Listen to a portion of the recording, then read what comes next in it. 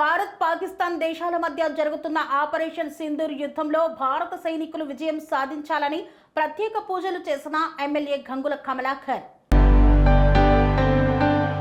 భారత పాకిస్తాన్ దేశాల మధ్య జరుగుతున్న ఆపరేషన్ సింధూర్ యుద్ధంలో భారతదేశం సైనికులు విజయం సాధించాలని కోరుతూ గంగుల కమలాకర్ శాసనసభ్యులు కరీంనగర్ మార్కెట్ రోడ్డులోని శ్రీ వెంకటేశ్వర స్వామి దేవాలయం నందు పూజలు నిర్వహించారు. ఈ కార్యక్రమంలో ఆపరేషన్ సింధూర్ కి మద్దతుగా మహిళలందరూ సింధూరంతో వారి చేతి ముద్రలను ఒక తెల్లటి క్లాత్ పై ముద్రించి భారతదేశ సైనికులకు సంఘీభావం తెలిపారు. మహిళలతో పాటు గంగుల కమలాకర్ కూడా సింధూరంతో వారి చేతి ముద్రను తెల్లని క్లాత్ పై ముద్రించారు.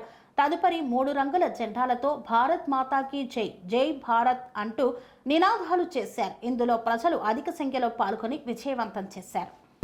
భారత దేశం యొక్క భారత ప్రభుత్వం తీసుకున్న ఏదైతే ఆపరేషన్ సింధూర్ దీనికి సంపూర్ణ మద్దతుగా ఈరోజు కరీంనగర్ నగరంలో మా యొక్క గోవిందపతి సీను మరియు ఫణిత ఆధ్వర్యంలో మా భక్తులందరూ కూడా ఈరోజు ఆపరేషన్ సింధూర్కు మద్దతుగా వారి ఆ యొక్క సింధూర్ చేతి ముద్రలన్నీ కూడా ఒక తెల్ల క్లాత్ మీద అంటించేసి భారత సైనికులకు మద్దతుగా ఈరోజు సంఘీభావంగా ఆ యొక్క సింధూర్ కార్యక్రమం చేయడం జరిగింది.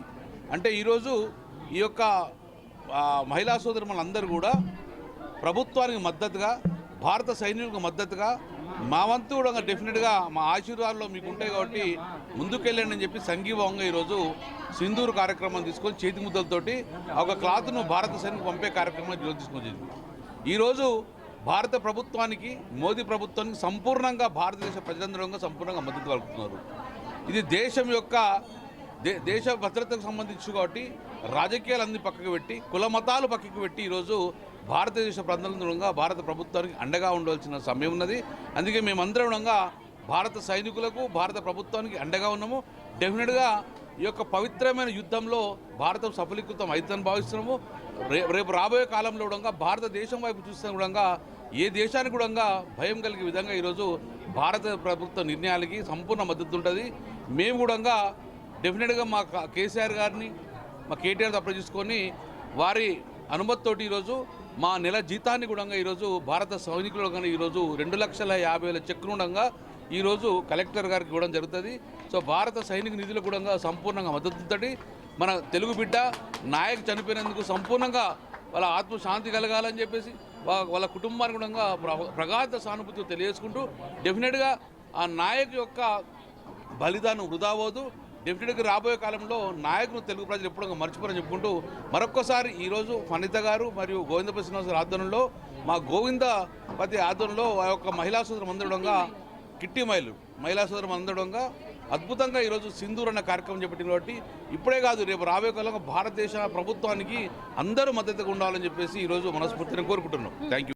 శ్రీ అవధూతాశ్రమము బోధానంద సత్యారామూర్తి ఆర్యుల గోసేవాశ్రమము మరియు వృద్ధాశ్రమము పడాల ఆశ్రమములో గోసేవ గోవుల దానము స్వీకరించుట మీ నవగ్రహ దోషములు పోవుటకు గోపూజ చేయబడును.